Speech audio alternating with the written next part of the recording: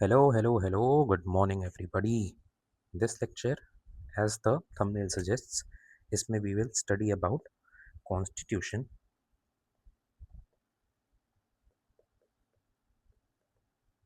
making, journey, different committees, persons related to that. ठीक है, this will be our main focus. ठीक है, इसमें अपन 1940s में जो थोड़े बहुत इवेंट्स कवर हुए थे वो देखेंगे. ऑगस्ट ऑफर ऑगस्ट ऑफर नहीं,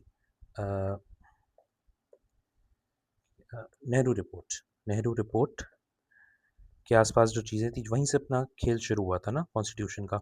ठीक है, ये सब चीज़ें हम लोग कवर करेंगे और फिर देखेंगे ये एग्जीक्यूटिव काउंसिल के मेंबर्स देख लेंगे. ठीक है, इंटरिम गवर्नमेंट देखेंगे, कैबिनेट देखेंगे जो बनी थी. Right, these are the things which will be covered in this lecture and this is going to be a very very interesting lecture. ठीक है, आप चाहो तो रनिंग नोट्स बना लो, और अगर आपके पास खुद के नोट्स बने हुए हैं तो just listen to it, notes खोले रहो एंड बस सुनते रहो. जहाँ पे आपको लगे कि अच्छा ये चीज़ कुछ एक्स्ट्रा है उसको वहाँ पे ऐड कर लेना है. Right, I think we should just start. तो बात है कॉन्स्टिट्यूशन की, तो सबसे पहले अपने को पता होना चाहिए कॉन्स्टिट्यूशन की ज़रूरत क्या है. ठीक है, the most important question that is repeated, मतलब पिछले 4-5 साल में एटलीस्ट 3 बार तो रिपीट हुआ है कि ये कॉन्स्टिट्यूशनल गवर्नमेंट क्या होती है ना. कॉन्स्टिट्यूशनल गवर्नमेंट क्या होती है, पिछले 3-4 5-6 साल में 3-4 बार पूछा है एंड इसका आंसर होता है it is the limited government. ये जो चीज़ है ना, ये चीज़ डिराइव्ड है इस कॉन्सेप्ट से, कॉन्स्टिट्यूशनलिज्म के. तो कॉन्स्टिट्यूशनलिज्म क्या है, जब इज़म आ गया, इज़म मतलब कि कोई थ्योरी होगी.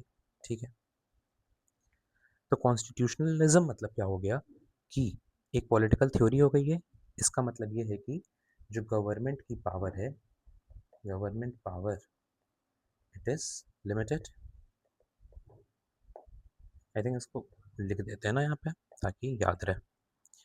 जो गवर्नमेंट की पावर है दैट इज़ लिमिटेड. ये जो गवर्नमेंट है, यही गवर्नमेंट इज़ एक्चुअली स्टेट. ये अपने स्टेट्स वाले यूपी बिहार नहीं, ये स्टेट है. आर्टिकल 12 वाला स्टेट. आर्टिकल 12 वाला स्टेट क्या है, या तो आपको पता होगा या तो अभी जब हम लोग बाद में पॉलिटी कवर करेंगे तो उसमें वील कवर इट. राइट, ठीक है. तो इसकी ज़रूरत क्यों है भाई, क्यों गवर्नमेंट की पावर लिमिटेड होनी चाहिए, क्यों स्टेट की पावर लिमिटेड होनी चाहिए, किस लिए भाई. सिंपल सी बात है कि आर्बिट्रेरनेस जो है, मतलब वरना तो फिर वो कुछ भी करेंगे ना. पावर आ गई तो कुछ भी कर सकते हैं, आर्बिट्रेरनेस भाई कम करो. ठीक है, लिबर्टी के लिए ज़रूरी है.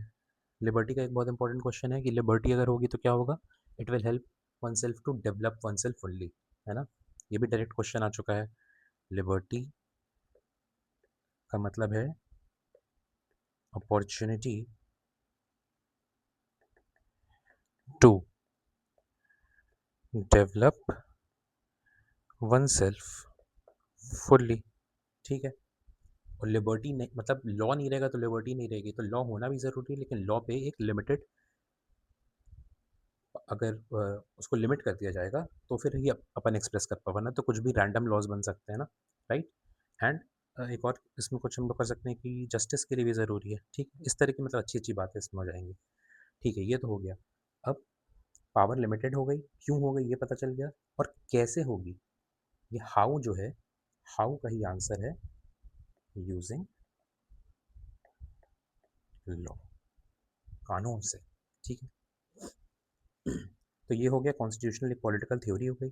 और लॉ से करेंगे तो जो लॉ गवर्नमेंट की पावर को लिमिट करता है, स्टेट की पावर को लिमिट करता है, that becomes a constitutional law. Right, है ना. एग्जाम्पल इसका क्या हो जाएगा, कॉन्स्टिट्यूशन हो जाएगा. ठीक है, सुप्रीम कोर्ट की जजमेंट्स हो जाएंगी. अरे इसको लिखना पड़ेगा. क्या हो जाएगा, कॉन्स्टिट्यूशन हो जाएगा. जैसे कॉन्स्टिट्यूशन ऑफ इंडिया एग्जाम्पल लगा लो, सुप्रीम कोर्ट जजमेंट्स एग्जाम्पल लगा लो, है ना, ये भी तो कंट्रोल करती ही हैं, ठीक है, लिमिट कर देती हैं powers using judicial review. Therefore जो कॉन्स्टिट्यूशन है वो खुद एक लॉ है, ठीक है। जैसे ये अगर हम लोग वेन डायग्राम समझें तो ये कॉन्स्टिट्यूशनल लॉ है, कॉन्स्टिट्यूशनल लॉ के अंदर बहुत सारी चीज़ें होंगी, उसमें कॉन्स्टिट्यूशन एक चीज़ है, सुप्रीम कोर्ट जजमेंट्स एक चीज़ है, ठीक है। तो अब अपन समझते हैं कि the journey of India's constitution कहाँ से शुरू होती है, ठीक है। ये तो हम लोग समझ के कॉन्स्टिट्यूशन क्यों ज़रूरी है, ठीक है। तो फिर इंडिया वाले क्यों ही इतना मांग कर रहे थे कि भाई अपने को कॉन्स्टिट्यूशन दो, ठीक है, उसकी जर्नी को समझते हैं। राइट। तो एक ये बर्किन साहब थे, ये सेक्रेटरी ऑफ स्टेट थे, ठीक है। सेक्रेटरी ऑफ स्टेट क्या होता है, बताओ भाई, सेक्रेटरी ऑफ स्टेट क्या होता है, इस कमेंट में बताओ क्या होता है। सेक्रेटरी ऑफ स्टेट लंदन में बैठता था, मतलब वहाँ ब्रिटेन में बैठता था, और वहाँ से वो यहाँ के वाइस रॉय को बताता था ऐसे करो वैसे करो, ठीक है। कभी कभी लोग कंफ्यूज हो जाते हैं, बर्किन वाइस रॉय तो नहीं था, नहीं भाई, इसके टाइम पे वाइस रॉय अलग था, ठीक है। रीडिंग था, इरविन था, ये सब इसके टाइम पे आएंगे, ठीक है।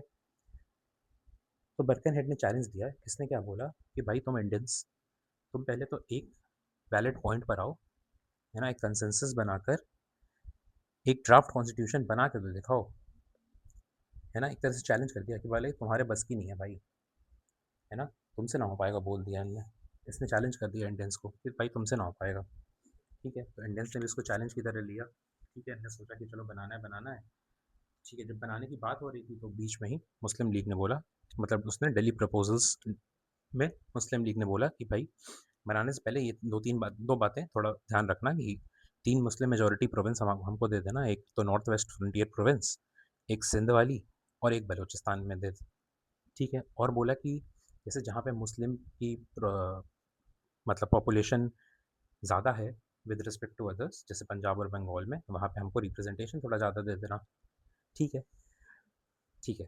इनने कर दिया ऐसा। फिर अपना 1927 में मद्रास में एक सेशन हुआ, इसको हेड कौन कर रहे थे, या फिर इसके उस समय कांग्रेस प्रेसिडेंट कौन थे, डॉक्टर एम ए अंसारी।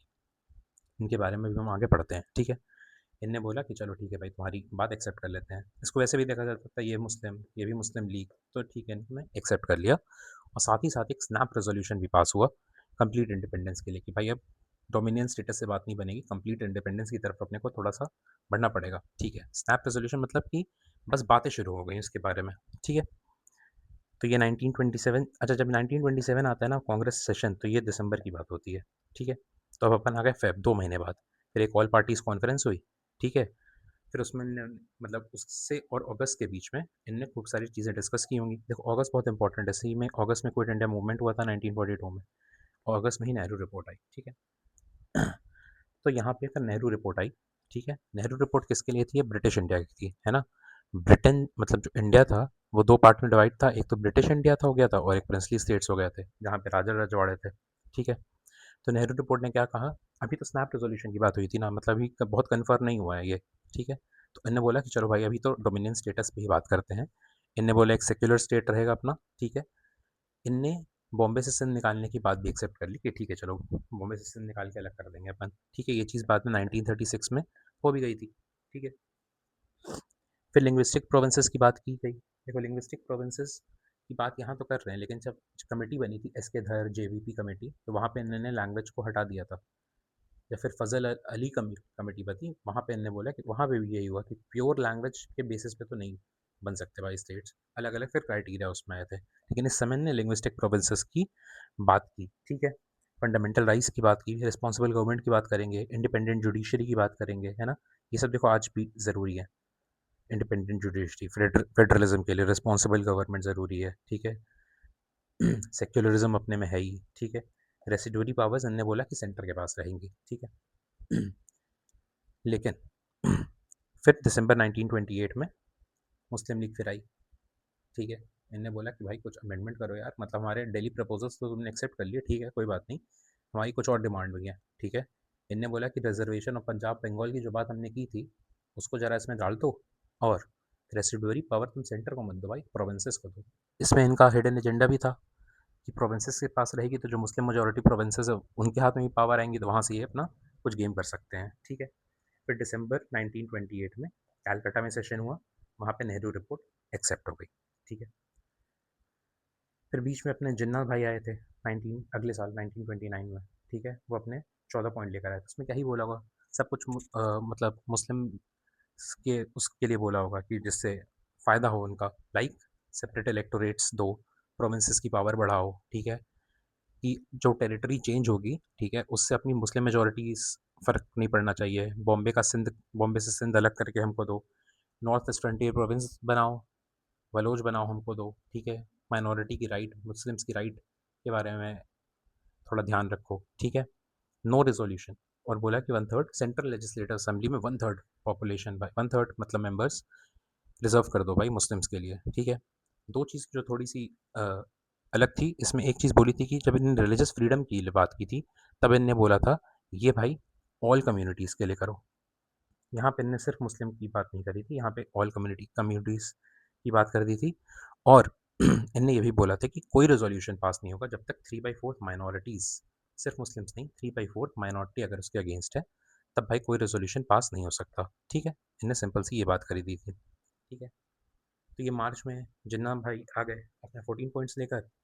फिर अक्टूबर 1929 में अपना इरविन डिक्लेरेशन हुआ। इरविन ने बोला कि ठीक है भाई, डोमिनियन के लिए तो हम मान गए हैं, और एक राउंड टेबल कॉन्फ्रेंस होगी, उसमें फिर हम लोग देखते हैं आगे क्या करना है, ठीक है। अक्टूबर में ये हो गया। अक्टूबर में दिवाली जनरली होती है, इसलिए उसको अक्टूबर से दीपावली डिक्लेरेशन याद रखना है अपने को। फिर नवंबर आ जाओ, नवंबर 1929, इसमें अब दिल्ली मैनिफेस्टो आया। दिल्ली, अब आरटीसी की जब बात हो गई राउंड टेबल कॉन्फ्रेंस की, तो दिल्ली मैनिफेस्टो में जैसे इलेक्शन होता है ना, इलेक्शन से पहले पॉलिटिकल पार्टीज मैनिफेस्टो निकालती हैं, election is an important event, वैसे ही आरटीसी एक इंपॉर्टेंट इवेंट था। उसके पहले एक मैनिफेस्टो आया, उसमें इन्होंने बताया कंडीशन हमारी क्या रहेंगी आरटीसी को अटेंड करने के लिए, ठीक है। बोला कि हमें कॉन्स्टिट्यूशन फॉर्मुलेट करने का दो, और जो कॉन्स्टिट्यूशन फॉर्मुलेट करने की बॉडी होगी उसमें इंडियन नेशनल कांग्रेस की मेजोरिटी होगी। साफ साफ इन्होंने ये बात कर दी। इरविन ने भाई रिजेक्ट कर दिया, बोला भाई घंटे पे बजो तुम। ठीक है। फिर अपना लाहौर का जब इनकी बात ही नहीं मानी गई नवंबर में, तो दिसंबर में जब ये लोग मिलेंगे 1929 में, तो वहाँ तो फिर इंडियन नेशनल कांग्रेस लाहौर में मिली जब, तो फिर वहाँ पे इन्होंने पूर्ण स्वराज का नारा दे दिया। जवाहरलाल नेहरू उसको लीड कर रहे थे। अब जवाहरलाल नेहरू की एक्टिव इन्वॉल्वमेंट यहाँ से शुरू हो जाती है, ठीक है। इनने बोला कि भाई हम तुम्हारे राउंड टेबल कॉन्फ्रेंस में भी नहीं आएंगे, कांग्रेस, ठीक है। फिर दिसंबर 1931 1929 को रावी रिवर के ऊपर, लाहौर से मतलब रावी, ठीक, अपना झंडा फहराया, इनकलाब जिंदाबाद का खूब नारा वारा दिया गया, ठीक है। फिर वही दिसंबर 31 को जब हुआ 1929 में, फिर 1930 में अपन आ गए। 1930 में आए तो वहाँ पे 26 जनवरी को पहला इंडिपेंडेंस डे मनाया गया, और गांधी जी ने अपनी 11 डिमांड्स रखी। यही जो 26 जनवरी 1930 है, यही बाद में जाके रिपब्लिक डे इसी की सिग्निफिकेंस में मनाया जाता है, इसीलिए ये डेट इंपॉर्टेंट है, ठीक है। गांधी जी ने क्या बोला? गांधी जी ने वही बोला कि भाई अपने पॉलिटिकल प्रिजनर को छोड़ दो यार, है ना, लैंड रेवेन्यू कम करो, एक्सचेंज रेट कम करो। एक्सचेंज रेट कम करो तो एक्सपोर्ट्स इंडिया के बढ़ेंगे, इंडिया को भी फायदा होना चाहिए। सॉल्ट टैक्स की बात करी, यहीं से फिर सीडीएम शुरू होगा, है ना, सॉल्ट टैक्स। पोस्टल शिपिंग याद है स्वदेशी के टाइम, वीओ चिदम्बरम पिल्लई, है ना, वो सब बंद कर दिया गया था इंडिया के लिए, है ना। बोला भाई ये सब शुरू करवाओ इंडिया के लिए। पोस्टल रिजर्वेशन बिल की बात करी, ठीक है। कुछ कुछ लॉ से रिलेटेड बात करी कि भाई आर्मी पे बहुत ज़्यादा खर्चा कर रहे हो, वो कम करो, सीआईडी में रिफॉर्म्स करो, आर्म्स एक्ट बदलो थोड़ा सा, इस तरह की गांधी जी ने बात करी। अब ये तो प्रीलिम्स है ना, प्रीलिम्स में कहीं लिखने को तो आ नहीं रहा है कि भाई सारा बताओ, तो बस वर्ड एसोसिएशन से अपने को याद रखना है क्या क्या बात की होगी गांधी जी ने उस समय, ठीक है। यही सब बात की होगी भाई। इसमें सबसे इंपॉर्टेंट पॉइंट ये है, ठीक है, इसकी बात से ही सीडीएम शुरू होगा, ठीक है। अब ये सब तो इंपॉर्टेंट नहीं है ना, अभी अपने को सिर्फ कॉन्स्टिट्यूशन की बात करनी है, ठीक है। कॉन्स्टिट्यूशन की बात करनी है, तो इसमें कुछ ऐसा इंपॉर्टेंट भी है नहीं, ठीक है। यहाँ पे पूर्ण स्वराज, जब 1931 का कराची सेशन था, वहाँ पे पूर्ण स्वराज की बात कर ली गई थी। फंडामेंटल राइट्स पे रेजोल्यूशन अडॉप्ट कर लिया गया था, और न्यू इकोनॉमिक पॉलिसी पे भी रेजोल्यूशन अडॉप्ट कर लिया गया था, ठीक है। दिल्ली पैक्ट क्या था? गांधी इरविन पैक्ट जो था उसी को दिल्ली पैक्ट कहते हैं, वो भी एक्सेप्ट कर लिया गया था, ठीक है। अच्छा, मैंने उस समय बोला था ना doctor M A Ansari, 1927 Madras session के वो थे, वो प्रेसिडेंट थे, क्या थे? और इनके बारे में थोड़ा सा जान लेते हैं। वन ऑफ द फाउंडर्स हैं ये जामिया मिलिया इस्लामिया के, आईएनसी के प्रेसिडेंट रह चुके हैं, मुस्लिम लीग के भी प्रेसिडेंट थे ये, खिलाफत के सपोर्ट में थे। और मुख्तार अंसारी जो है यूपी में जो थे, वो इनके ग्रैंडसन है, ठीक है, नेता, ठीक है। मोतीलाल नेहरू के बारे में थोड़ा सा समझ लेते हैं। आईएनसी प्रेसिडेंट ये रहे 2 बार, 1919 में अमृतसर में एक तो रहे, ठीक है, जलियांवाला बाग के बाद जो सेशन हुआ था, ठीक है, और 1928 कैलकाटा वाला पता ही है। 1929 कहाँ हुआ था? लाहौर, ठीक है। He was expelled from his caste in 1898, क्योंकि ये भाई बार बार लंदन वंदन इधर उधर जाते रहते थे, तो वहाँ पे थोड़ा वो रहे, और आके वो प्रायश्चित वाला परफॉर्म नहीं करते थे। उस समय ये था ना रूल कि भाई अगर आप सीज क्रॉस कर रहे हो तो फिर आप मतलब खराब ही हो गए। इनने एक पेपर वेपर छापा इंडिपेंडेंट नाम का, और बाद में बीच में स्वराज पार्टी के साथ भी जुड़े थे, ठीक है। ये तो हुआ। अब ठीक है,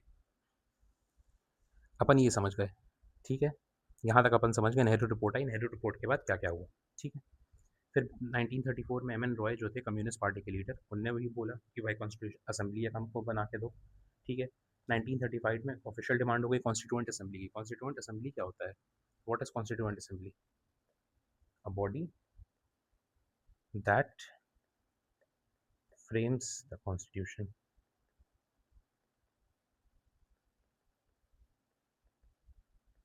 ठीक है। अब बात क्या चल रही है?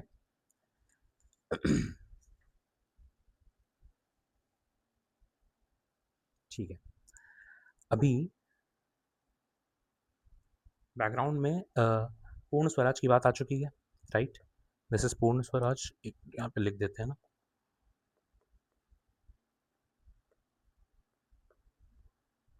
पूर्ण स्वराज मतलब कंप्लीट इंडिपेंडेंस,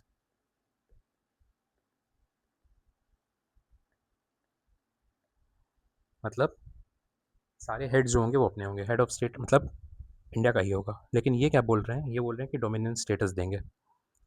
ये बोल रहे हैं कि हम तुमको भाई देंगे क्या? Dominion status. डोमिनियन स्टेटस क्या होता है कि इंडिपेंडेंस तो तुमको हम देंगे, लेकिन स्टिल मतलब मोनार्की रहेगी। जो हमारा हेड होगा वो मोनार्की होगा तुम्हारा, मतलब राजा ही जो ब्रिटिश का होगा वो ही रूल करेगा, तुम उसके अंडर में करोगे काम, ठीक है। This same system exists even today इन कहाँ पे? Australia, New Zealand, Canada. ठीक है। मीनवाइल फिर हम लोग आगे बढ़ेंगे। मीनवाइल फिर 1939 में अपनी वर्ल्ड वॉर 2 शुरू हो गई, ठीक है। वर्ल्ड वॉर 2 शुरू में आ गया, फिर ये थोड़ा बैकफुट पर आ गए ब्रिटिशर्स। अब जब ये बैकफुट पर आए फिर देखते हैं क्या हुआ। 1940 में, जनवरी 1940 में, मतलब 1939 वाले सेशन के बाद जनवरी हुआ होगा, वर्ल्ड वॉर शुरू हो चुकी है। इनने बोला कि भाई ये इंडियंस फिर अपना वो कर रहे थे कि भाई हमको दो इंडिपेंडेंस इंडिपेंडेंस दो। फिर इन्होंने जनवरी में इनको बोला कि चलो ठीक है भाई, तुमको हम वॉर के बाद डोमिनियन स्टेटस दे देंगे। लेकिन तब तक तो भाई कंप्लीट इंडिपेंडेंस की आग लग चुकी थी, ठीक है। मार्च 1940 में रामगढ़ में ये सेशन हुआ। अब देखो, अब ज़रूरी सेशन था ना, अब ज़रूरी नहीं कि दिसंबर का वेट थोड़ी ना करेंगे। जब ज़रूरी आ चुकी है, ज़रूरत आ चुकी है, तो फिर मार्च में ही सेशन हो गया। एंड रामगढ़ में मौलाना अबुल कलाम आज़ाद के प्रेसिडेंसी में बोला कि भाई डोमिनियन अब नहीं चाहिए, अपने को चाहिए कंप्लीट इंडिपेंडेंस। और अब सिर्फ प्रोविंसेस की बात नहीं है जैसे नेहरू रिपोर्ट में हो रहा था, अब प्रिंसली स्टेट्स के साथ पूरा भाई पूरा भारत चाहिए अपने को। सिंपल सी बात है। फिर अगस्त 1940 में ब्रिटिशर्स की तरफ से अगस्त ऑफर आया, बोला कि नहीं नहीं जी, हम तो आपको अभी डोमिनियन ही देंगे। और इनने एक ट्रॉफी खिलाने की कोशिश करी कि जो वाइसरॉय की एग्जीक्यूटिव काउंसिल है ना, उसमें हम आपको मेजोरिटी दे देंगे। यहाँ पे अगर हम लोग समझें तो 1919 में ही 3 आउट ऑफ 6 मेंबर्स तो इंडियंस ही थे वाइसरॉय में, और बोले तब मेजोरिटी दे देंगे, ठीक है। इसका कोई मतलब है? कोई मतलब नहीं है। और ये क्या बोल रहे थे? कॉन्स्टिट्यूएंट असेंबली की जो डिमांड भी आ चुकी थी अब तक, है ना, उसको भी बोला कि ठीक है भाई, वॉर के बाद आप लोगों को कॉन्स्टिट्यूएंट असेंबली भी दे देंगे जिसमें मेनली इंडियंस रहेंगे। मेनली इंडियंस की बात कर दी कुछ। अब ये मेनली क्या होता है इसका कुछ नहीं बताया। जवाहरलाल नेहरू जो कंप्लीट इंडिपेंडेंस की झंडा लेके एकदम चौड़े हुए थे, वो बोले कि भाई ये घटिया चीज़ एकदम है, ये हटा दो August offer, it is dead as a doornail, ठीक है। और फिर इस पे मुस्लिम लीग और ये इंडियन नेशनल कांग्रेस अग्री भी नहीं हुए, ठीक है। अब ये तो अभी इससे रिलेटेड नहीं है, अपने को अभी सिर्फ कॉन्स्टिट्यूशन से रिलेटेड बातें करनी है, ठीक है। फिर मार्च 1942 में क्रिप्स मिशन आ गया। ठीक है। क्रिप्स मिशन के साथ दिक्कत ही क्या थी, वही ऑल वाइट मिशन था, जैसे साइमन कमीशन था उसके अगेंस्ट में लोग गए, ठीक है। स्टैफर्ड क्रिप्स जो थे वो उसको हेड कर रहे थे। अब इसको चाहिए था भाई इंडियन का सपोर्ट वर्ल्ड वॉर 2 में, क्योंकि ब्रिटिश की हालत थोड़ी पतली हो रही थी अलाइड पावर्स की, ठीक है। तब भी मतलब बैकफुट पे थे ये, तब भी इनने वही बोला कि अपना थोड़ा-सा बचा के रखा कि भाई हमको अभी भी डोमिनियन स्टेटस ही हम तुमको दे सकते हैं। और एक चीज़ और बोल दी कि भाई कॉन्स्टिट्यूएंट असेंबली जो आपको वॉर के बाद आपको हम देंगे ना, उसमें आप सिर्फ इंडियंस रखना, मेनली इंडियंस भी नहीं, सारे इंडियंस रखना, ठीक। हम ब्रिटिशर्स उसमें हाथ भी नहीं लगाएंगे। गांधी जी ने बोला भाई एक काम करो, ये सब पुरानी बातें हैं, इट इज़ अ पोस्ट डेटेस्ट चेक, है ना, ये सब हो चुका है, नई बात कुछ बताओ। फिर अपना क्विट इंडिया मूवमेंट वगैरह हुआ, इसमें कुछ कुछ ये सब बात की बात है, जब हम लोग वो देखेंगे, ठीक है। फिर 1942 के बाद अपना वॉर वगैरह चली, ठीक है। वॉर फिर वॉर ख़त्म होने से ठीक ठीक पहले 1946 में मार्च 24 में कैबिनेट मिशन एक आया। नहीं, हाँ। सितंबर, वेवल प्लान था ना, वेवल प्लान मिस हो गया क्या? वेवल प्लान मिस हो गया लग रहा है, लिखा होगा, एक मिनट देखते हैं। हाँ, हाँ, बीच में सी राजगोपालचारी ने एक फार्मूला दिया था जिसको गांधी जी ने एक्सेप्ट कर दिया था, ये थोड़ा मुस्लिम लीग के फेवर में था। बाकी एक भूलाभाई देसाई लियाकत एक्ट था, इसमें इनने भूल ही गए थे, भूलाभाई देसाई पता नहीं क्या कर रहे थे। इनने आईएनसी और मुस्लिम लीग को मतलब बोला कि ठीक है आप लोग को बराबर सीट्स दे देंगे, ठीक है। ये सब तो फेल ही हो गया। फिर जून 1945 में लॉर्ड वेवल जो था, उस समय ये वो था, क्या था, वाइस रॉय था, ठीक है। इसने शिमला कॉन्फ्रेंस में बुलाया, बोला कि अब भाई जो आपकी वाइस रॉय की जो एग्जीक्यूटिव काउंसिल है, ठीक है, पहले ऑगस्ट ऑफर में मेजोरिटी दे रहे थे ये लोग, अब बोले कि भाई सब इंडियंस कर देंगे आपके, ठीक है।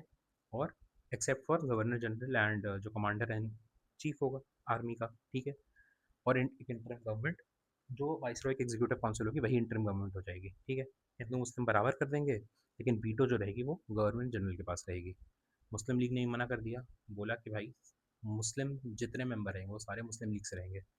और इसने कांग्रेस ने मना कर दिया, क्योंकि कांग्रेस ने बोला कि मतलब आप हमको थोड़ा सा हिंदू मेजोरिटी पार्टी की तरह से दिखाना चाह रहे हो, which was not acceptable.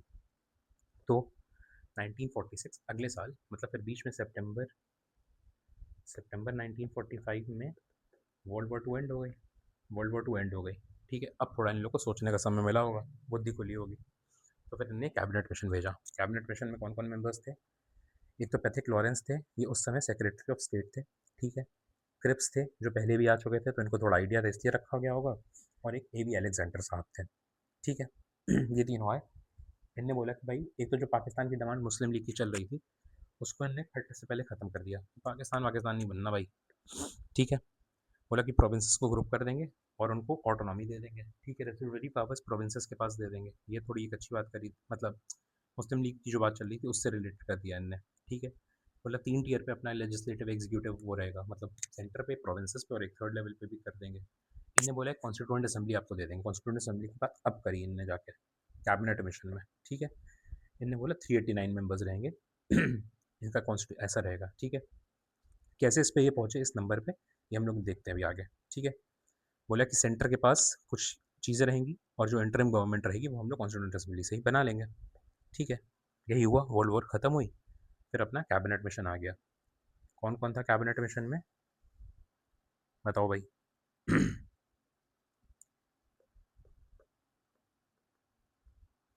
A V Alexander थे, क्रिप्स थे, और कौन था उस समय जो सेक्रेटरी ऑफ स्टेट था? सेक्रेटरी ऑफ स्टेट कौन था? पैथिक लॉरेंस,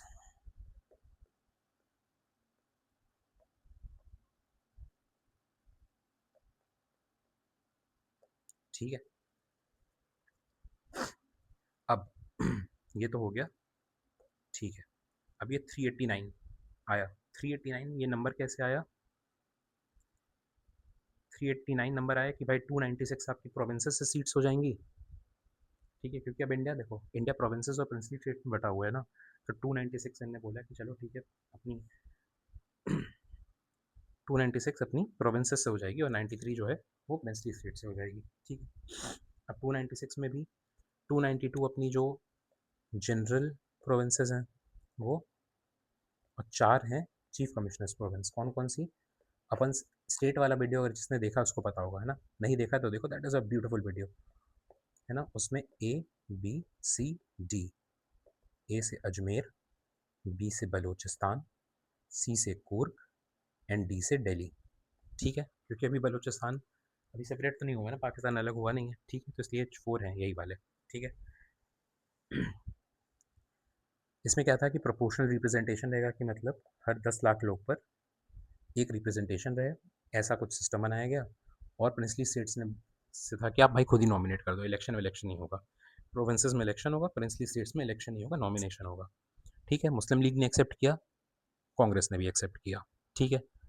फिर इलेक्शन हुआ जुलाई में, कि देखो कितनी जल्दी इलेक्शन हो गया, मार्च में भी ये सब बात ही हो रही है, जुलाई में इलेक्शन हो गया, कैसे हो गया होगा। अब पूरा देश थोड़ी ना वोट कर रहा है, सिर्फ इंपॉर्टेंट लोग वोट कर रहे हैं, जिनके पास पैसा है, प्रॉपर्टी है ना, एजुकेटेड है, उस तरह के लोग वोट कर रहे हैं, लिमिटेड फ्रेंचाइजी, ठीक है। जब वोटिंग की रिजल्ट आई तो 296 वोटिंग वोटिंग 389 पे थोड़ी ना हो रही है ना, सिर्फ 296 पे हो रही है, क्योंकि वो तो नॉमिनेट कर रहे हैं प्रिंसली स्टेट्स वाले। तो 296 में आईएनसी ने भाई बाजी मारी एकदम, 208 सीट पर, मुस्लिम लीग 73, बाकी लोग 15 सीट्स में थे, ठीक है। अब इसमें अगर कम्युनिटी वाइज थोड़ा देखा जाए तो हिंदूज 163 के साथ टॉप कर गए, मुस्लिम्स 80 थे। अब देखो मुस्लिम्स 80 थे यहाँ पे और मुस्लिम लीग 73 थी, मतलब आईएनसी में भी कुछ मुस्लिम्स होंगे, हो सकता है अदर्स से भी कुछ मुस्लिम सेलेक्ट होकर आए, ठीक है। 6 थे 4, शेड्यूल कास्ट के 31 लोग थे, ठीक है। तो क्वेश्चन आएगा कि Muslims one only the seats reserve for Muslim league, नहीं भाई, यहाँ से भी जीते होंगे, यहाँ से भी जीते होंगे, ठीक है। कोई विमेन मेंबर थी क्या? यस थी, कितनी थी? 15 थी, अच्छा। कॉन्स्टिट्यूंट असेंबली में 15 विमेन मेंबर थी, हाँ जी। क्या हर प्रोविंस से एटलीस्ट वन थी? नहीं भाई, ऐसा ज़रूरी नहीं है। ठीक है।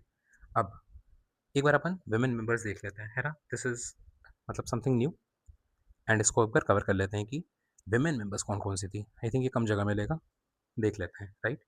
सबसे पहले अम्मू स्वामीनाथन, ये अपनी मद्रास प्रोविंस से थी, ठीक है। इनको मदर ऑफ द ईयर का अवार्ड मिला था बाद में 1975 में, ठीक है।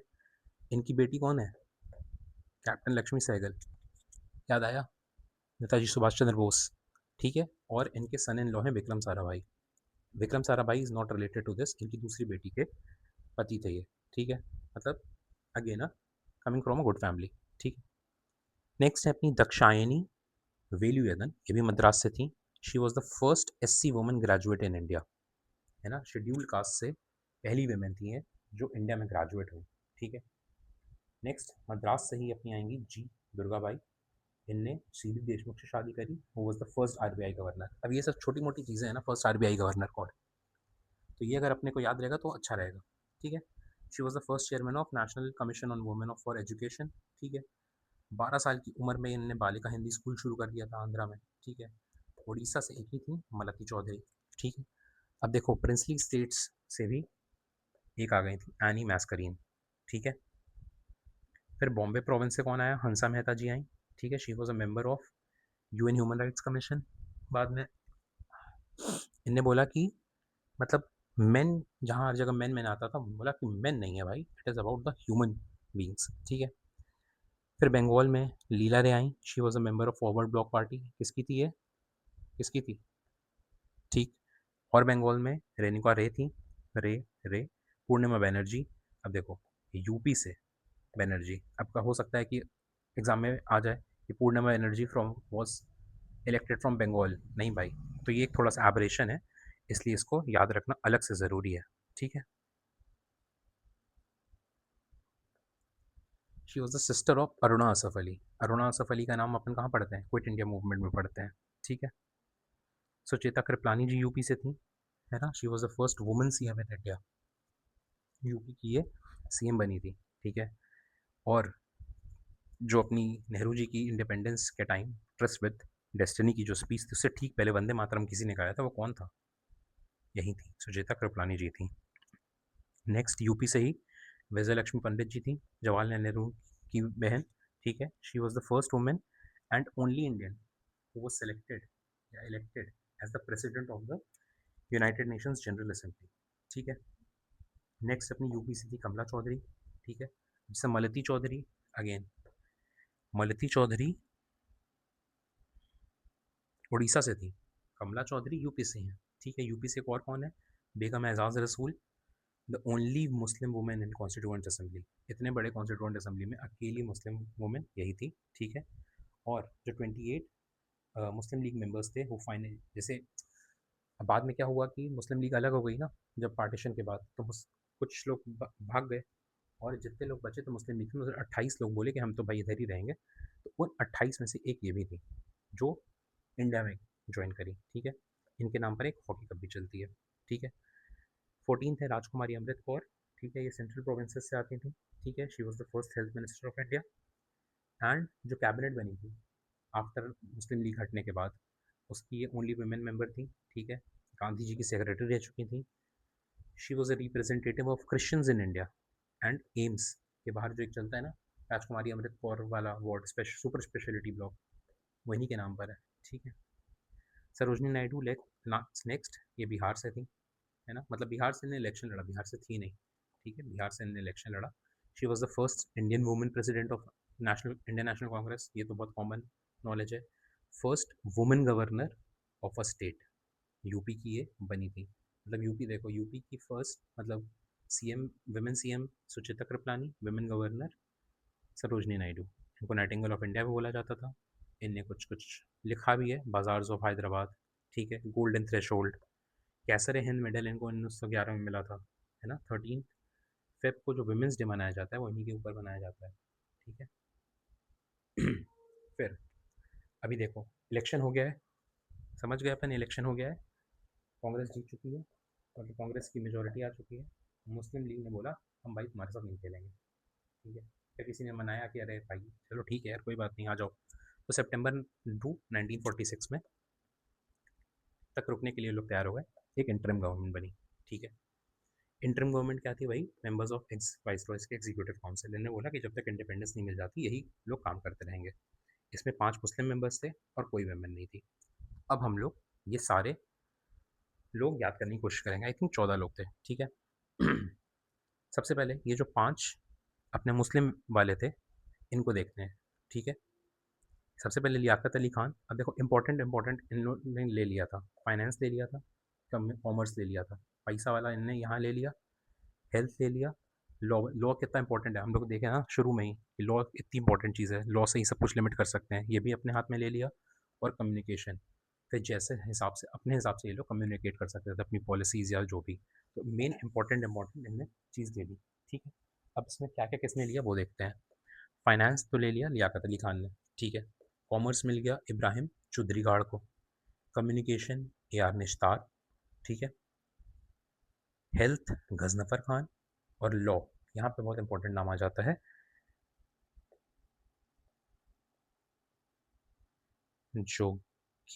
जोगेंद्र नाथ मंडल। अरे ये हिंदू नाम मुस्लिम लीग में क्या कर रहा है? कर रहा है भाई, यही तो काम है, यही तो मतलब सोचने वाली बात है, इसलिए इम्पोर्टेंट है, ठीक है। ये लॉ मेंबर, लॉ मिनिस्टर एक तरह से हो गए, ठीक है। फिर तो ये जब बाद में अलग हो गए, है ना, 1947 के बाद ये अलग हो गए जब, उसके बाद तो फिर रिकॉन्स्टिट्यूट करना पड़ेगा, इनकी जगह को भरना पड़ेगा। तो उस जब जगह भरी गई तो फिर उसमें कौन कौन आए ये देख लेते हैं। 5 पोर्टफोलियोज, पहले ML के साथ कौन कौन से थे? फाइनेंस, कॉमर्स, या आंख बंद करो एक बार। फाइनेंस, कॉमर्स, कम्युनिकेशन, लॉ बहुत इंपॉर्टेंट था अपने पढ़ा था, और क्या हेल्थ, ठीक है। तो फाइनेंस पहले किसके पास था? लियाकत अली खान के पास था। अब किसके पास चला गया? तो चेटी साहब के पास चला गया। कॉमर्स किसके पास था? चौधरी गार्ड के पास था। चौधरी गार्ड से कॉमर्स, चौधरी गार्ड, फिर CH बाबा, ठीक है। CH बाबा और होमी बाबा दो अलग लोग हैं, ठीक है। कम्युनिकेशन पहले भी मुस्लिम के पास था, निश्तार के पास, AR निश्तार, अब भाई रफ़ी किदवई साहब के पास आ गया, ठीक है। हेल्थ पहले किसके पास था? गजनफर खान। अब राजकुमारी Amrit Kaur, only women minister, ठीक है, only women in the cabinet, ठीक है। लॉ मिनिस्टर पहले अपने जो जोगिंदर नाथ मंडल थे हिंदू से, हिंदू के पास ही रहा, अम्बेडकर के पास, अम्बेडकर जी के पास आ गया, है ना। इसमें एक तरह से SC कोटा भी कवर हो गया, ठीक है। नेक्स्ट, अब इन लोग के बारे में थोड़ा थोड़ा जान लेते हैं। ये भाई कोई नहीं पढ़ाता है, this is the I think unique part, इसको आप देखिए ढंग से, ठीक है। R शानमुगम चेटी, ये कहाँ के थे? ट्रैवनकोर एंड कोचिंग वाले एरिया के थे। ही was the independent India's first finance minister, obviously, है ना, तभी तो ये उसके पार्ट थे, फाइनेंस संभाल रहे थे। तो फाइनेंस मिनिस्टर रहेंगे तो फर्स्ट बजट भी यही देंगे, ठीक है। ये बीच में सेंट्रल लेजिस्लेटिव काउंसिल के प्रेसिडेंट भी बने थे, और स्वराज पार्टी से ये जुड़े हुए थे, ठीक है। आईएनसी के मेंबर नहीं थे, ये स्वराज पार्टी से जुड़े हुए थे, ठीक है। नेक्स्ट, होमी बाबा, सी कॉमर्स चुदड़ीगाड़, सी एच बाबा, ठीक है। ये कॉमर्स के बन गए थे। कॉमर्स से पहले ये जो अपनी इंटरम गवर्नमेंट बनी थी ना, उसमें ये माइंस के मिनिस्टर थे, लेकिन जब भाई ये लोग हट गए मुस्लिम लीग वाले, तो फिर इनको कॉमर्स मिल गया। तो ये याद करना इंपॉर्टेंट नहीं है, ये याद करना इंपॉर्टेंट है, ठीक है। ये पारसी थे और बिजनेसमैन थे, ठीक है, तभी तो कॉमर्स का मिला, बिजनेसमैन थे, है ना। बिजनेसमैन कौन अच्छा करता है? पारसी से अच्छा करते हैं, तो इसलिए ये सब कनेक्टेड है, हो गया, ठीक है। नेक्स्ट, रफ़ी के दवाई, पहले ये इंटरिम गवर्नमेंट जो थी उसमें ये एग्रीकल्चर मिनिस्टर थे, फिर मतलब जब फ्री हुए अपन तो कम्युनिकेशन में आ गए, उसके बाद इलेक्शन के बाद, पहले इलेक्शन के बाद फिर से इनको एग्रीकल्चर में ही डाल दिया गया था, ठीक है। नेशनल पोस्टल अकेडमी इनके नाम पर है, और इनके नाम पे एग्रीकल्चर से क्योंकि ये संबंध इनका था, कम्युनिकेशन से तो पोस्टल अकेडमी में कुछ कुछ कंट्रीब्यूशन हो गया, और एग्रीकल्चर संबंध था तो आई कार मतलब Indian council for agricultural research के कुछ अवार्ड्स होते हैं वो इनके नाम पर है, ठीक है। नेक्स्ट कौन है? राजकुमारी अमृत कौर और अम्बेडकर। इनको हम, राजकुमारी अमृत कौर को तुमने यहाँ देख चुके हैं, ये देख चुके हैं, राजकुमार अमृत कौर फर्स्ट मिनिस्टर, गांधी जी की सेक्रेटरी, रिप्रेजेंटेटिव ऑफ क्रिश्चियंस, ठीक। और बचा कौन? अम्बेडकर साहब। अम्बेडकर साहब का ऑलरेडी बहुत कुछ पढ़ते तो अलग से ऐसा पढ़ने की ज़रूरत अभी नहीं है, ठीक है। अब मेजर पोर्टफोलियोज किसके पास थे, क्या क्या थे, वो देख लेते हैं, ठीक है। एक्सटर्नल अफेयर्स, कॉमनवेल्थ रिलेशंस, ये अपने नेहरू साहब अपने पास रखेंगे। होम मिनिस्टर सबको पता है, पटेल साहब थे पहले। इंफॉर्मेशन एंड ब्रॉडकास्टिंग भी पटेल साहब के पास ही रहेगी। अब देखो, मेरा एक दोस्त ministry of information and broadcasting में है, ठीक है, उसका सरनेम भी पटेल है, ठीक है, तो मेरे को उससे याद करना आसान हो जाता है, ये भी पटेल, ये भी पटेल, तो ये इनके पास ही रहेगा, ठीक है। All four same in cabinet of free India, ठीक है। इंटरम गवर्नमेंट में भी ये सेम थे, और कैबिनेट ऑफ फ्री इंडिया जो बनी थी उसमें भी यही लोग थे। अब दो मिनिस्टर्स ऐसा कहा जाता है जिनका कोई पोर्टफोलियो नहीं था, उनको बस बना दिया गया था, ठीक है, इंटरम गवर्नमेंट नहीं, फ्री इंडिया में उनको बना दिया था आप मिनिस्टर बन जाओ, ठीक है। सबसे पहले इसमें थे गोपाल स्वामी अयंगर और दूसरे थे मोहनलाल सक्सेना। गोपाल स्वामी अयंगर कश्मीर अफेयर से काफ़ी रिलेटेड थे, और इन्हीं ने आर्टिकल 370 ड्राफ्ट किया था, ठीक है। और दूसरे थे मोहनलाल सक्सेना, इनके बारे में बहुत इन्फॉर्मेशन नहीं है, ठीक है। टू मिनिस्टर्स विदाउट पोर्टफोलियो, ये इंपॉर्टेंट है, ठीक है, याद रखना है। नेक्स्ट, अब कुछ कुछ लोग ऐसे थे, तीन लोग थे जो इंटरिम गवर्नमेंट में और फ्री इंडिया में सेम मिनिस्टर पे थे। जैसे डिफेंस में बलदेव सिंह जी थे, लेबर के जगजीवन राम, बाबू जगजीवन राम थे, एंड एग्रीकल्चर में राजेंद्र प्रसाद थे, ठीक है। ये अभी फ्री इंडिया की बात हो रही है ना, क्योंकि बाद में एग्रीकल्चर इलेक्शन के बाद किसके पास जाएगा? किदवई के पास जाएगा ना, किदवई साहब के पास, ठीक है।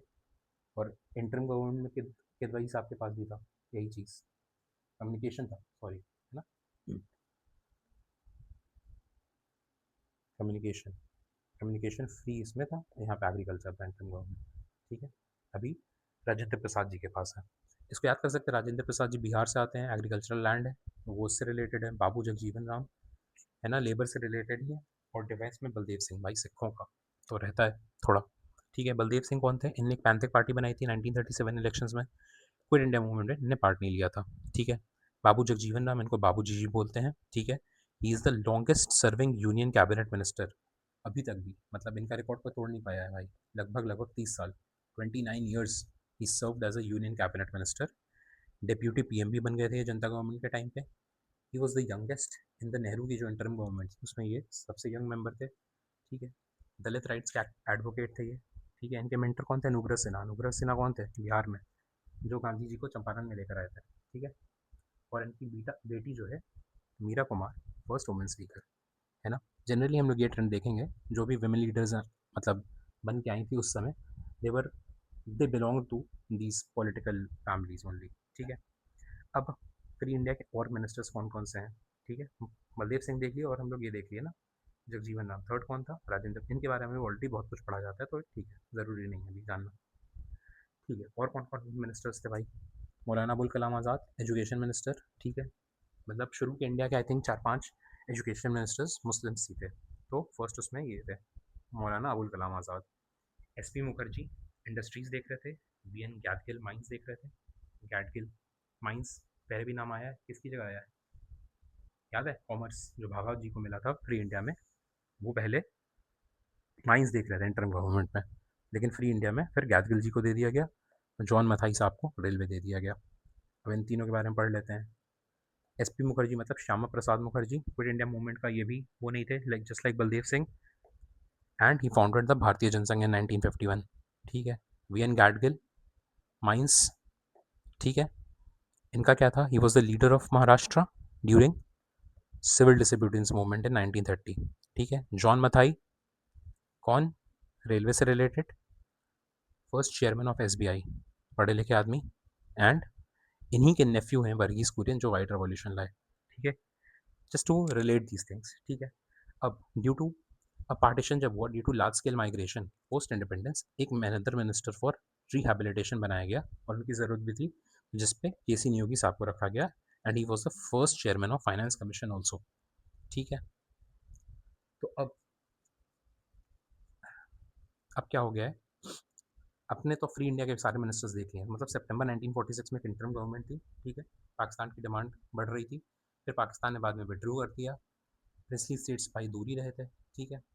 फिर अपना ये लोग जब दूर हो गए, प्रिंसली स्टेट भी दूर हो गए, ठीक है, मुस्लिम लीग भी दूर हो गई, तो मतलब 389 में से 93 प्रिंसली स्टेट्स अलग हो गए, 73 मुस्लिम लीग अलग हो गया, बचा कौन? बचा मतलब बाकी कांग्रेस बचा। अब उन बचे में से भी सिर्फ पहला सेशन जब दिसंबर 1946 को हुआ, तो उसमें 207 लोग जुड़े, ठीक है। उसमें इंटरम प्रेसिडेंट कौन था? Sachidanand Sinha, prelims 2024 direct question, ठीक है। ओल्डेस्ट मेंबर थे इसलिए उनको बना दिया गया। ये ओल्डेस्ट मेंबर को इंटरम मतलब प्रेसिडेंट बनाने की प्रथा कहाँ से आती है? ये भाई फ्रेंच कॉन्स्टिट्यूशन से आती है, it is a French practice, ठीक है। फिर दिसंबर 9 को ये हुआ, 13 दिसंबर को ऑब्जेक्टिव रेजोल्यूशन जवाहरलाल नेहरू जी ने पास किया, ठीक है। फिर बाद में अपना इंटर्म प्रेसिडेंट दिए थे, बाद में इलेक्शन हुआ होगा, तो फिर डॉक्टर राजेंद्र प्रसाद को प्रेसिडेंट बना दिया गया और HVR अयंगर साहब को सेक्रेटरी बना दिया गया, ठीक है। तो सचिदानंद सिन्हा जो अपने पहले इंटरम प्रेसिडेंट थे, ओल्डेस्ट मेंबर थे, उनके बारे में जान लेते हैं। ही was the first deputy speaker of Indian legislative assembly in 1921, ठीक है। डेप्यूटी स्पीकर की जब पोस्ट मतलब क्रिएट की गई, तो सबसे पहले इन्हीं को बनाया गया, ठीक है।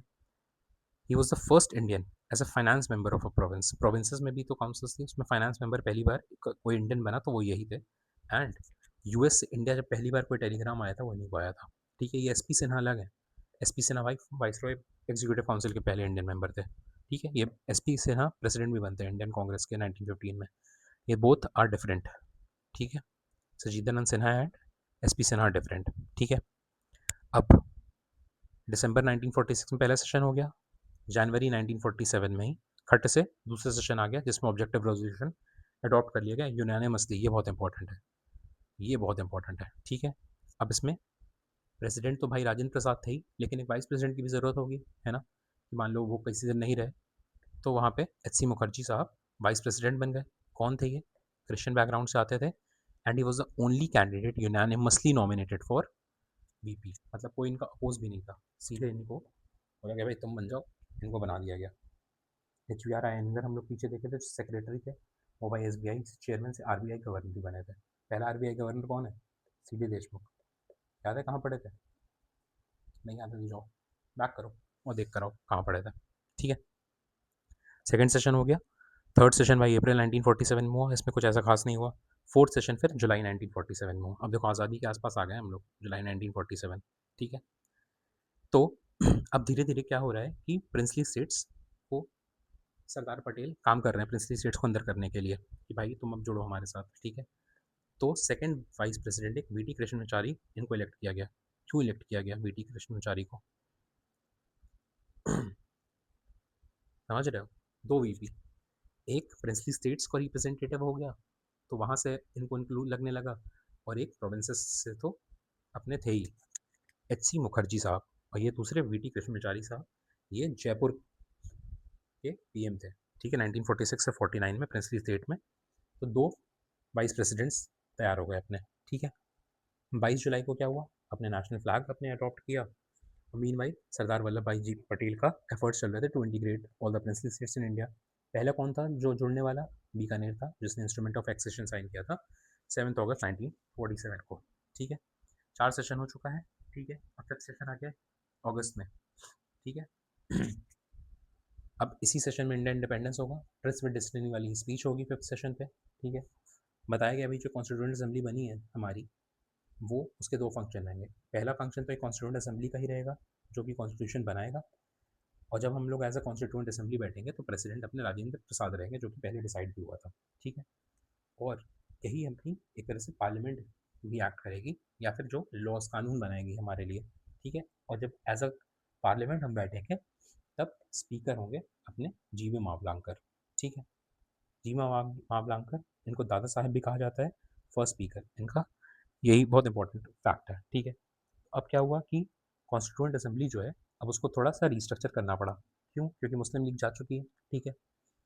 अगस्त 1947 में पार्टीशन हो गया ना, मुस्लिम लीग गई। अब सिर्फ प्रिंसली स्टेट्स और अपने कांग्रेस वाले मेंबर्स बचे, और मतलब बाकी पार्टी वाले मेंबर बचे। तो टोटल मेंबर अब जो बचे, जब उसको सब कुछ रिकॉन्स्टिट्यूट किया गया, रिस्ट्रक्चर किया गया, तो 299 मेंबर्स बने। इसमें 229 प्रोविंस और 73 ऑफ प्रिंसली स्टेट्स। फिर कुछ प्रिंसली स्टेट्स में पाकिस्तान वाले एरिया में वो भी चले गए। 93 में से तो ये 70 ये बचे, थोड़े बढ़ाने पड़े ये सब। तो वो करके 229 का 70 का एक मैथ्स आई। अब प्रोविंसेस में भी सबसे ज़्यादा रिप्रेजेंटेशन यूपी से था, और फिर मद्रास से था। ये प्रोपोर्शनल रिप्रेजेंटेशन चल रहा था भाई कि यूपी की जो प्रोविंशियल लेजिस्लेटिव काउंसिल में लोग इलेक्ट हुए हैं, वहाँ से वो सेलेक्ट कर रहे हैं बाई प्रोपोर्शनल रिप्रेजेंटेशन। और नॉमिनेट प्रिंसली स्टेट से अभी भी नॉमिनेट होकर ही आ रहे हैं। इसमें सबसे ज़्यादा मैसूर से थे 7, फॉलोड बाई ट्रैवनकोर 6, ठीक है। फिर अगस्त 29 को एक ड्राफ्टिंग कमेटी तैयार हो गई, ठीक है। 8 मेजर कमेटीज़ थी, उसमें से पहली कमेटी ड्राफ्टिंग कमेटी, ठीक है। लीगल एडवाइज़र कौन था?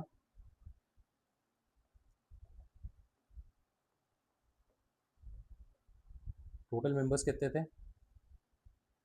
ठीक है। अब ड्राफ्टिंग कमेटी में चेयरमैन कौन था? अम्बेडकर साहब थे। किस कॉन्स्टिट्यूएंसी आते थे? कोई बोलेगा भाई महाराष्ट्र आते थे, मतलब बॉम्बे कॉन्स्टिट्यूएंसी से आते होंगे। नहीं भाई, बंगाल से आते थे। अगेन अ सोचने वाली thing, and to remember something important. Sir V N Rao कौन था? ही सर्व एज अ जज at the Indian court, international court of justice Hague में, वहाँ पे भी जज रह चुके थे, और बर्मा का कॉन्स्टिट्यूशन लिखने में भी इनने मदद की है, ठीक है। और ये लोग अलग अलग हैं। गोपाल स्वामी अयंगर, ये हम लोग देखे कश्मीर अफेयर से रिलेटेड, ठीक है। मिनिस्टर विदाउट पोर्टफोलियो, याद आया, पहले पढ़े थे। अलादी Krishna Swami Ayyar, K M Munshi, Syed Mohammad Saadulla, B L Mitter के बाद एन माधव राव, क्योंकि बी एल की तबीयत खराब हो गई थी I guess. D P Khetan, इनकी डेथ हो गई थी 1948 में, तो उसकी जगह टी टी कृष्णमाचारी आ गए थे, ठीक है।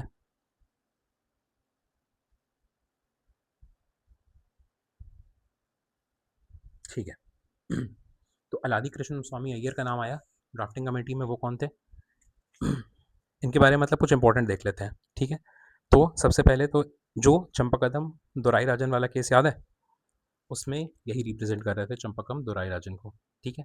बस ऐसे ही फैक्ट है, ये सब थोड़ा सा पता होगा तो कहीं अगर किसी स्टेटमेंट में आ गया, कहीं कुछ आ गया तो अच्छा रहता है। क्रेडेंशियल्स कमेटी जो एक माइनर कमेटी थी, उसको भी हेड कर रहे थे के एम मुंशी साहब। कौन थे? घनश्याम व्यास के नाम से, मतलब इनका वो पेन नेम था, ठीक है। वन महोत्सव इंडिया में इनने शुरू किया। स्वतंत्र पार्टी इनने फाउंड करी सी राजगोपालाचारी के साथ, ठीक है। बॉम्ब मेकिंग में इन्वॉल्व थे श्री औरबिंदो के साथ। एंड जूनागढ़ जो जुड़ा था, उसमें इनका बड़ा इंपॉर्टेंट हाथ था, ठीक है। सैयद मोहम्मद सादुल्ला असम के पीएम थे, ठीक है। एन माधव राव मैसूर से रिलेटेड थे। DP Khetan, establish the Indian chamber of commerce and एक लॉ फॉर्म जो खेतान एंड कंपनी है, वो 1911 से यही इन्हीं की है, डीपी खेतान वाले की, ठीक है। और 5th सेशन में अपने को आज़ादी मिल चुकी है, ठीक है। और रीस्ट्रक्चर हो चुकी है कॉन्स्टिट्यूंट असेंबली। तो अब ये सब करने के बाद 6th सेशन अपना जनवरी 1948 में होगा, ठीक है। ड्राफ्टिंग कमेटी भी अपनी फर्स्ट ड्राफ्ट लेकर आ जाएगी तब तक 1948 में, और सेकंड ड्राफ्ट अपना अक्टूबर 1948 में ले आएगी, 141 डेज के बाद, ठीक है। 6th सेशन हो गया। फिर 7 सेशन नवंबर 1948 से जनवरी 1949 तक चलेगा, ठीक है। इसमें फाइनल ड्राफ्ट आएगा, फर्स्ट रीडिंग नवंबर 1948 में होगी, ठीक है। फिर अपना 8th सेशन होगा मई जून, इसमें कॉमनवेल्थ से अपन जुड़ गए। 9th सेशन हुआ जुलाई सितंबर 1949 में। 10th अक्टूबर 10वां महीना, 10th month and 10th session, ठीक है, ऐसे याद कर सकते हैं ना। और 10th के ठीक पहले 9th सितंबर 9, ठीक है, ऐसे। और उसके ठीक पहले 8 मई जून। तो मतलब ये मई से लेकर अक्टूबर तक सब कुछ कवर्ड। तो अगर अक्टूबर याद रहा, 10th session 10th month, 9th session 9th month, जुलाई से सितंबर, और फिर मई से जून, ठीक है। फिर final draft of second read हुई इसी में 10th सेशन में। फिर अपना 11th सेशन वॉज नवंबर 1949। यहाँ पे नवंबर 26 1949 को फाइनल ड्राफ्ट हुआ। कॉन्स्टिट्यूशन डे इसीलिए मनाया जाता है 2015 से, तब से नहीं मनाया जा रहा है, इंडिपेंडेंस के टाइम से, ठीक है।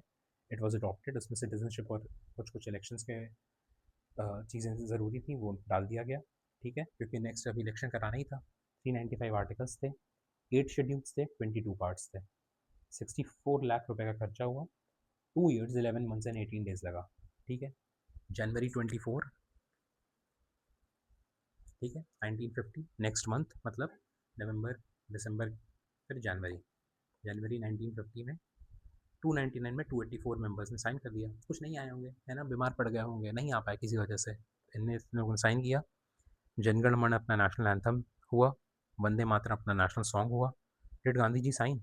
बताओ, tell me. No, why? Why? बताओ, ये बताओ। Because he was not member of constituent assembly, है ना। फिर जनवरी 26 1950 को कॉन्स्टिट्यूशन ऑफ इंडिया इन्फोर्स हो गया। यहाँ तो अडॉप्ट हुआ था ना उसमें 1949 में, अब इन्फोर्स हो गया, इंडिया बन गया रिपब्लिक, पूर्ण स्वराज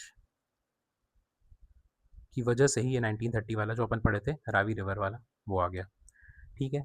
अब ये तो तैयार हो गया, लेकिन ड्राफ्ट कौन किया? चीफ ड्राफ्ट्समैन कौन है जो लिखा होगा? मतलब जैसे इन लोग ने तो बता दिया कि हाँ भाई ये फंडामेंटल राइट्स रहेंगे, ऐसे ऐसे रहेंगे, ऐसे ऐसे रहेगा ये सब, लेकिन उसको सिंप्लीफाई करके सिंपल लैंग्वेज में लिखने का काम वो किसका था? एस एन मुखर्जी साहब का था। इनके बारे में कुछ है डिटेल? नहीं है, कोई बात नहीं। एस एन मुखर्जी साहब ने इसको ड्राफ्ट किया। इंग्लिश कैलीग्राफी किसने की थी? प्रेम बिहारी नारायण राय ज़ादा ने, ठीक है। हिंदी कैलीग्राफी किसने की थी? वी के वैद्य। अब मैंने देखो इसको जानबूझ के ऐसे हिंदी में लिखा है, क्यों लिखा है? ताकि आपको ऐसे ही याद रहे, है ना। इंग्लिश में लिख दूंगा फिर आप कंफ्यूज जाओगे। वी के वैद्य ऐसे याद रखते हैं हिंदी कैलीग्राफी में, ठीक है। हिंदी कैलीग्राफी का बाद में क्या था कि 58th अमेंडमेंट 1987 में आया, तो उसमें प्रेसिडेंट के पास पावर आई to publish constitution in Hindi, तब आई। फिर article 394 A was added in the part 22 of the constitution, ठीक है। ब्यूटिफिकेशन कौन कर रहा था? ब्यूटिफिकेशन बोस कर रहे थे, बी से बी एंड बी से बी आर सिन्हा, ठीक है। ये इनके स्टूडेंट थे, बी आर सिन्हा बोस साहब के स्टूडेंट थे, शांति निकेतन से दोनों बिलोंग करते थे। और बी आर सिन्हा ने पर्टिकुलरली प्रियम्बल पे काम किया था, बोस साहब ने बाकी पूरे उस पर काम किया था। सिंबल क्या था अपने कॉन्स्टिट्यूशन का? एलिफेंट था। लेंथीएस्ट कॉन्स्टिट्यूशन अपने अपना है। लॉन्गेस्ट टाइम क्या लिया गया? 2 years 11 months 18 days? ना ना ना, लॉन्गेस्ट टाइम नहीं था, ऑस्ट्रेलिया का लॉन्गेस्ट टाइम है 9 years, ठीक है। अब अपने अब तक मैंने क्या पढ़ा था? एक मेजर कमेटी थी, 8 में से एक, बाकी 7 मेजर कमेटीज़ कौन कौन सी है, ठीक है। सबसे पहले इसमें यूनियन पावर कमेटी है, JLN, again important. Union constitution committee कौन है? This is also JLN। States की निगोसिएशन कमेटी का कौन हेड है? इसमें लोग कंफ्यूज जाते हैं, स्टेट्स देखते ही एकदम उस पर टूट पड़ते हैं कि अरे ये तो अपने सरदार पटेल साहब होंगे। नहीं भाई, पटेल साहब नहीं है, यहाँ पे भी स्टेट्स से नेगोशिएशन करने के हेड जवाहरलाल नेहरू साहब ही हैं। प्रोविंसेस जो प्रोविंशियल कॉन्स्टिट्यूशन, वो उसमें वल्लभ भाई पटेल देख रहे थे। एडवाइजरी में पटेल साहब भी थे, ठीक है। और एडवाइजरी के अंदर 4 सब कमिटीज़ थी, जैसे एक फंडामेंटल राइट्स पे कमेटी थी, उसको जेवी कृपलानी साहब देख रहे थे, कृपलानी साहब का नाम पहली बार आया है। माइनॉरिटीज़ एच.सी. मुखर्जी देख रहे थे। एच.सी. मुखर्जी कौन थे? याद आया? बीपी, माइनॉरिटीज़, क्रिश्चियन थे ना वो, ठीक है। नॉर्थ ईस्ट कौन देख रहा था? गोपीनाथ बारदोलोई।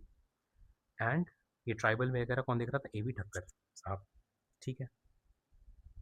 और दो और मेजर कमिटीज़ में थी, रूल्स ऑफ प्रोसीजर और स्टीयरिंग कमेटी, ये राजेंद्र प्रसाद। तो मतलब मेजर कमिटीज़ में जवाहरलाल नेहरू, सरदार वल्लभ भाई पटेल और राजेंद्र प्रसाद ही थे।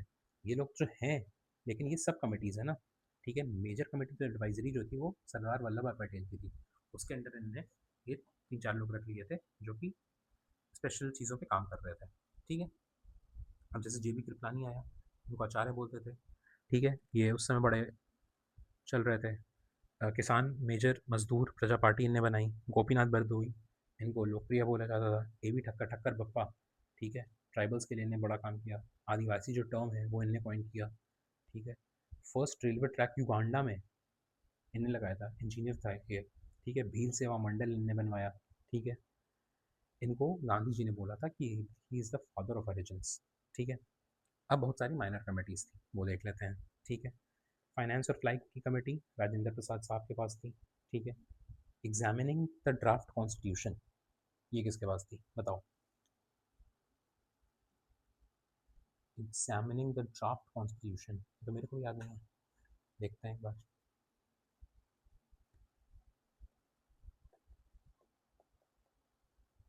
ठीक है, क्रेडेंशियल्स कमेटी अपन उस समय देखे थे, अलादी कृष्ण स्वामी अय्यर के बारे में, जो हम लोग ड्राफ्टिंग कमेटी में पढ़ रहे थे, ठीक है।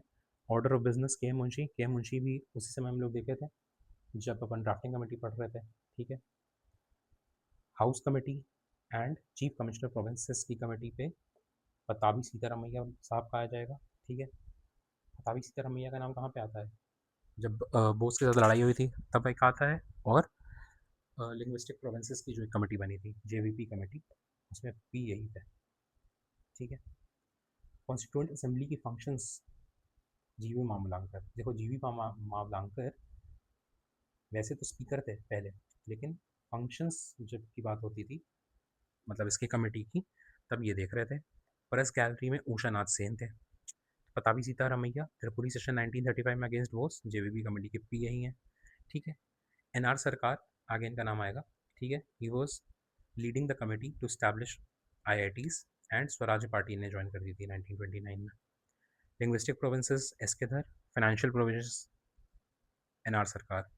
अब ये वो कमेटी हेड्स हैं जो कि कॉन्स्टिट्यूएंट असेंबली के मेंबर्स नहीं थे। ऐसे लोग भी थे, मेंबर बनाए गए थे जो कि कॉन्स्टिट्यूएंट असेंबली के हेड ही नहीं थे, मतलब, लेकिन उनको नॉलेज थी इसलिए बना दिया गया था। एस के धर साहब, एनआर सरकार साहब और एस वरादाचारी, ये सिटीजनशिप और सुप्रीम कोर्ट से रिलेटेड थे, ठीक है। He was the first Indian chief justice of federal court 1943 में after Gwyer, and first central पे कमीशन के भी चेयरमैन यही थे, वरादाचारी, ठीक है। अब अपना कॉन्स्टिट्यूशन भाई रेडी हो चुका है। अब ये रिटन एंड रिटन वाला, ये तो भाई पॉलिटी जब अपन देखेंगे तब देखेंगे। कॉन्स्टिट्यूशन भाई तैयार हो गया है, सारी कमिटीज़ हमने देख ली, ठीक है। अब एक बार अपन फर्स्ट उस पर आते हैं।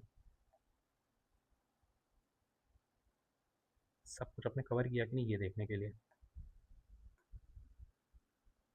कॉन्स्टिट्यूशन अपने देखा, मेकिंग देखी, जर्नी देखी, नेहरू रिपोर्ट के आसपास से 1940s में August offer, Cripps, Wavell and cabinet mission देखा, ठीक है। नेहरू रिपोर्ट से वो देखा, जिन्ना देखा, गांधी के पॉइंट्स देखे, ठीक है। अलग अलग कमिटीज़ देखी, 8 मेजर, कुछ कुछ माइनर, ठीक है। पर्सन सबसे रिलेटेड देखे, सबके बारे में जानकारी ली, है ना। 2 वीपीज़ देखे अपने, H C Mukherjee, V T Krishnachari, उसके रीज़न समझा, ठीक है। किसने किसने क्या किया, कॉन्स्टिट्यूशन सजाया कैसे, वो देखा, ठीक है। एग्जीक्यूटिव काउंसिल देखा, ठीक है, कि भाई 14 लोग थे इसमें। इंटर्म गवर्नमेंट देखी, कैबिनेट देखी, फ्री इंडिया की पहली, ठीक है। उसमें 5 लोग का डिफरेंस था, एमएल वाले। कौन कौन थे, एक बार रिवाइज कर लेते हैं कौन कौन थे। फाइनेंस, चलो यहीं पे रिवाइज करते हैं। Finance, commerce, communication, law and health, ठीक है। हेल्थ में कौन था? गजनफर खान। लॉ में कौन था? जोगिंदर नाथ मंडल। कॉमर्स में कौन था? एयर निश्तार। कम्युनिकेशन में कौन था?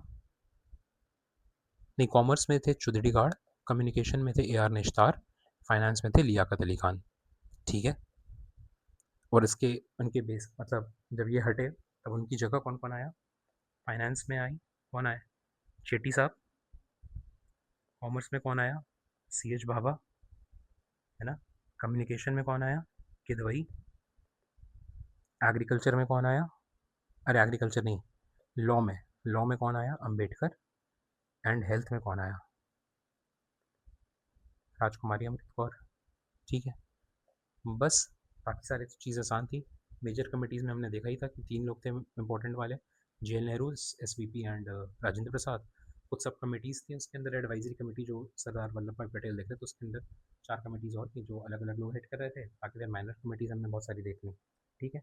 आई थिंक एक फाइनल देख लेते हैं इसको एंड विल बी डन, ठीक है। माइनर कमिटीज़ एक बार कर बस देख लेते हैं, जिससे अपना चीज़ें एक बार कन्फर्म हो जाए कितनी थी, ठीक है। Finance flag 2 Rajendra Prasad, examine draft Jawaharlal Nehru. इसमें देखो सरदार वल्लभ भाई पटेल नहीं है माइनर कमिटीज़ में। Credentials Alladi Krishna Swami Ayyar, order of business Munshi साहब, Pattabhi Sitaramayya. 8-9 press gallery Ushanath Sen, GV Mavalankar, ठीक है। इनके बारे में देखा। 3 लोग ऐसे भी थे जो कॉन्स्टिट्यूशन असेंबली के मेंबर्स नहीं थे लेकिन वो हेड थे। 1 2 3 मतलब 13 सब कमिटीज़ हो गई, ठीक है। माइनर कमिटीज़ कॉन्स्टिट्यूशन रेडी हो गया, right. I think this is it. अच्छा एफर्ट लगा इसमें भाई, है ना। काफ़ी अच्छी चीज़ें जानने को मिली। Try to absorb everything in this. काफ़ी मेहनत लगी है एंड आप भी मेहनत करिए एंड रिमेंबर एवरीथिंग, ठीक है। If possible watch it again if you found it interesting and make notes.